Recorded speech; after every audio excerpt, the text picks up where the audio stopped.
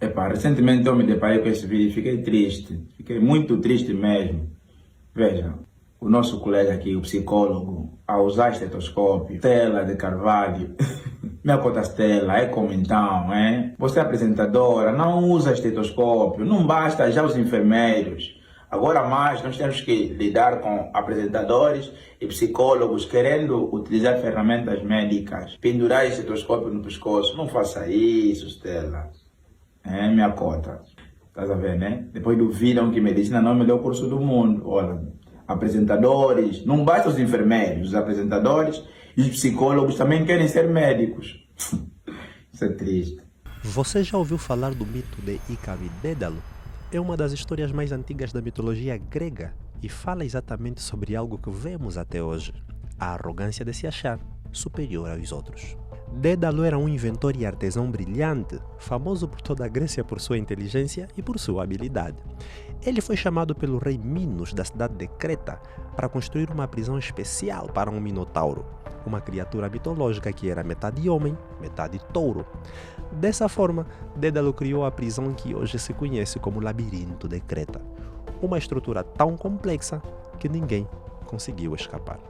É que, algum tempo depois, o próprio rei Minos, desconfiado de Dédalo, decidiu aprisionar o inventor e o seu filho Ícaro para que não revelassem os segredos do labirinto. Eles ficaram presos em uma torre cercados pelo mar.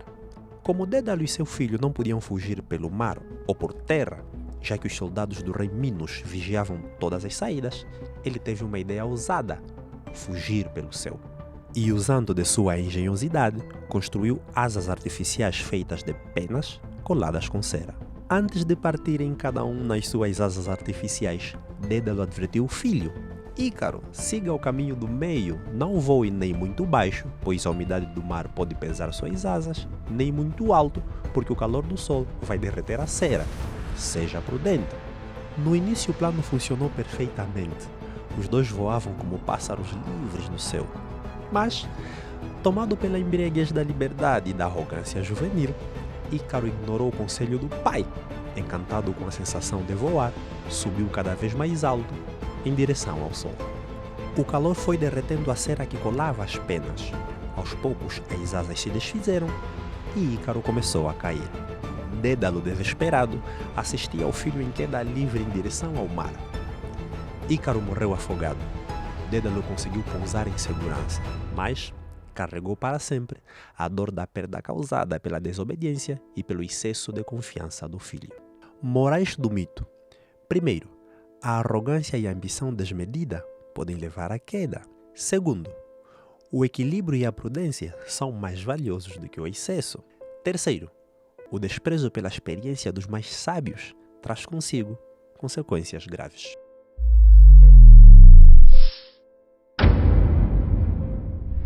Olá, meus amigos, eu sou o professor Evaristo, sou licenciado em enfermagem e estudante do 5º ano do curso de medicina.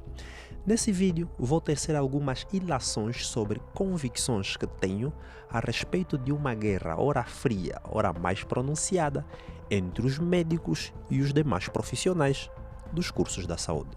No hospital existem 2 grupos de médicos e 2 grupos de estudantes de medicina. Existem médicos e estudantes de medicina sérios, munidos de uma educação e ética profissional que os caracteriza pelo sentido de humanidade e respeito que possuem. Daí, tem um segundo grupo, aqueles médicos e estudantes de medicina que, com base nos seus próprios achismos, entendem que o enfermeiro não pode usar estetoscópio. A enfermagem é uma área da saúde que tem como foco central o cuidado integral do ser humano, em todas as fases da vida e em diferentes níveis de atenção. Falo de promoção de saúde, prevenção da saúde, recuperação e reabilitação da saúde. É no cuidado direto ao paciente que o enfermeiro, além de administrar medicamentos e fazer curativos, ele controla os sinais vitais. Aliás, controlar sinais vitais é uma prerrogativa de boa parte das carreiras ligadas às ciências da saúde, como nutrição, fisioterapia, educação física, técnicos de primeiros socorros, técnicos de enfermagem e até odontologia. Sabe o pessoal que faz medicina dentária? Então, eles também devem usar estetoscópio por muitos motivos, dentre eles, pelo fato de que esse pessoal manipula a anestesia nos seus procedimentos. E como anestesia? deprime o sistema nervoso simpático, a gente espera alterações na pressão arterial, frequência cardíaca, frequência respiratória, temperatura e nível de consciência. Tem até um artigo científico da professora Virginia Beckerman que fala sobre por que os enfermeiros devem usar estetoscópio. Esse artigo foi produzido na Universidade de Swansea, lá no Reino Unido. Vou até deixar o link do artigo na descrição deste vídeo para que vocês possam ter acesso. A Universidade de Swansea, lá no Reino Unido, uma universidade voltada à pesquisa, não é qualquer beco que construíram lá no bairro e chamaram de instituto. É coisa séria. Muitos dizem que os enfermeiros não conseguiriam interpretar os sons produzidos pelo corpo e correlacionar esses achados com os dados clínicos, mas isso é só bobagem. Muitos médicos e estudantes de medicina têm a mania de achar que são sujeitos iluminados, que o conhecimento que eles detêm sobre determinado assunto é prerrogativa só deles e que os demais mortais não conseguiriam alcançar aquele saber, aquela informação. Mano, eu conheço enfermeiros que interpretam até eletrocardiograma. O conhecimento é um dado do mundo. Quer queiram, quer não, é acessível a qualquer um. Ainda que superficial, ausculta a interpretação dos sons produzidos pelo corpo conforme um dado elementar, um dado básico de semiologia. Inclusive há um livro chamado Semiologia para a Enfermagem, da professora Sharon Jenson, que no capítulo 1, a partir das páginas 47, fala sobre as técnicas que se usam para auscultar os sons e explica detalhadamente a interpretação atribuída a cada som, de acordo com o contexto clínico. É claro que a interpretação dos sons que o corpo do paciente está a produzir em determinada região não vai ser tão integradora ou tão aprofundada como aquela que um médico vai fazer. Porém, a auscultação com estetoscópio é uma coisa até certo ponto simples e um conhecimento ao alcance dos enfermeiros. Agora, é importante não confundir o curso de enfermagem em si com as debilidades com que se ministra o curso em Angola.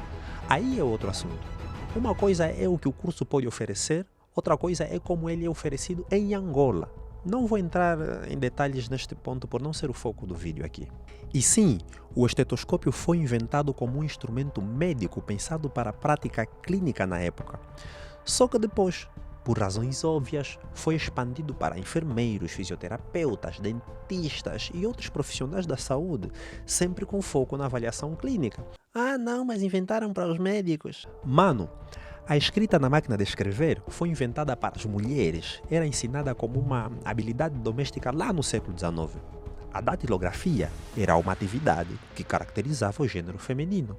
Hoje, os principais redatores do Jornal de Angola são homens.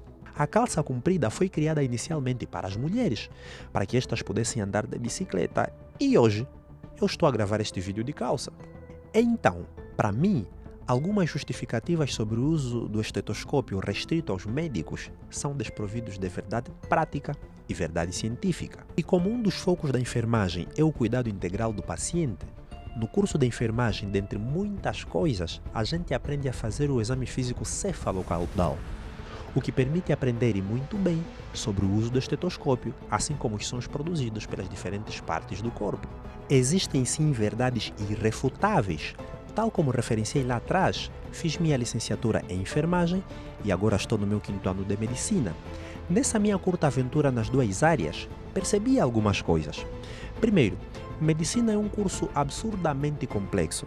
Quanto ao nível de complexidade, não tem comparação com a enfermagem, porque o curso de medicina prepara o aluno para ser o responsável pelo diagnóstico, tomada de decisão terapêutica e prescrição de tratamento, sem contar que é o curso mais longo em relação a todos os outros do mesmo ramo. Tomar decisões que envolvem risco de vida e que exigem múltiplos raciocínios clínicos em simultâneo, associado a uma carga horária agressiva, conteúdos extensos de todas as especialidades médicas, treinamento intensivo dentro do hospital, bancos, alguns até de 24 horas, tudo isso faz do médico um profissional diferenciado. Já a enfermagem foca no cuidado, acompanhamento contínuo, intervenção em procedimentos, prevenção de riscos e apoio integral ao paciente. O curso de medicina ele é mais complexo porque envolve um leque maior de conhecimentos biomédicos e a responsabilidade pelo diagnóstico e decisões terapêuticas críticas. O curso de enfermagem tem uma complexidade diferente, voltada ao cuidado integral e à prática assistencial contínua. Em resumo, os dois cursos têm finalidades distintas com funções complementares. Ambos são interdependentes. Um depende necessariamente do outro. Quando as profissões tentam impor superioridade, criam divisão em vez de cooperação, prejudicando o verdadeiro objetivo, que é a saúde do paciente. Isso me lembra o médico recém-formado que chegou no hospital com aquela prepotência e síndrome de Deus. Em muitos hospitais do país tem aquelas mamás, técnicas de enfermagem, que estão no hospital há 35 anos. Elas, quando começaram a trabalhar no hospital, esse médico não tinha sequer nascido ainda. E elas fazem procedimentos que exigem técnicas que se consegue com anos de experiência. Tal como no mito de Ícaro e Dédalo, quando um profissional de saúde se coloca acima dos outros, perde a vista da realidade e corre o risco de cair em erros de isolamento. Entra uma paciente com aborto retido e que precisava fazer curetagem. Por razões mais do que óbvias, o médico não sabia fazer curetagem. As mamães disseram: "Vamos lhe ver." Para desdramatizar, a paciente recebeu alta 24 horas depois, graças àquelas técnicas de enfermagem que nem sequer eram enfermeiras, elas eram técnicas de enfermagem, que com experiência e maturidade devolveram uma mãe para os seus filhos, uma esposa para o seu marido, uma tia para os seus sobrinhos e uma filha para os seus pais. Por outra, existem dois grupos de enfermeiros no hospital: aqueles que têm conhecimento e se impõem pelo que sabem, e aqueles que estão por aí e que não se garantem em termos de conhecimentos. Boa parte de nossos enfermeiros excitamos a aura arrogante de certos médicos. Algumas vezes, quando os médicos nos destratam, a culpa é inteiramente nossa. Isso porque boa parte dos enfermeiros não se superam, não se capacitam, não investigam, não lê, mas também vai ler como se nem livros tem. E tem mais. Às vezes o coitado do médico faz o trabalho dele numa linda calma, sem se meter com ninguém. O enfermeiro já vem de casa com um certo complexo de inferioridade e fica a murmurar lá nos corredores. Mesmo esses se acham bué, também não sabem nada. Aquele paciente de ontem não está aí, morreu. Quer dizer, muitos enfermeiros no hospital se sentem inferiorizados, mesmo naqueles casos que o médico nem sequer fez nada, não disse nada, nadinha. O médico não pode se desculpar por ter feito medicina. Eu costumo dizer sempre aos meus estudantes aqui nos institutos superiores onde eu leciono que se não se atualizarem, se não se capacitarem, o médico vai continuar a pensar que ele é o cérebro, enquanto nós, os enfermeiros, somos os músculos. O enfermeiro tem que se respeitar, tem que se valorizar, e isso vem com estudo, vem com capacitação. Já agora, gostava de mandar prompts para o meu amigo enfermeiro Adão Comendala lá em Cabinda, e o professor Kanda do INEMA lá em Luanda, e o meu amigo Silvano Chavito também em Luanda. Enfermeiros que se garantem, esses enfermeiros têm conhecimento, se superam dia após dia por aquilo que fazem e que para mim são a representação nacional daqueles enfermeiros que são verdadeiros exemplos ali onde funcionam, né? Pelo esforço, pela dedicação e acima de tudo, pelo exemplo que dão. Estás a ver, né? Depois duvidam que medicina não é o melhor curso do mundo. Olha, apresentadores, não basta os enfermeiros, os apresentadores e os psicólogos também querem ser médicos. O melhor curso é aquele que deixa o mundo melhor. Cursos como psicologia, por exemplo, são banalizados em Angola, e muito por conta da nossa fraca cultura educacional e também, né, das nossas políticas de Estado, que são muito assimétricas no que diz respeito à valorização das carreiras. Lá fora, por exemplo, os psicólogos são donos do país, porque tudo e todos passam por eles. E por fim, gostava de dizer que o profissional de saúde tem que ser inteligente. Inteligente aqui não é o quanto você sabe de clínica médica. Inteligência é a capacidade de resolver problemas. Se o teu ego te leva a criar contendas, te leva a criar problemas com outros profissionais, então seja inteligente. Do contrário, você não é médico, você não é enfermeiro. Você é apenas um ignorante que decorou farmacologia. Cada saber contribui de forma diferente para o bem do paciente. O sistema de saúde só funciona com cooperação multiprofissional. E é por isso que aqui falar em superioridade é impraticável, porque o verdadeiro valor do trabalho está na integração. Obrigado.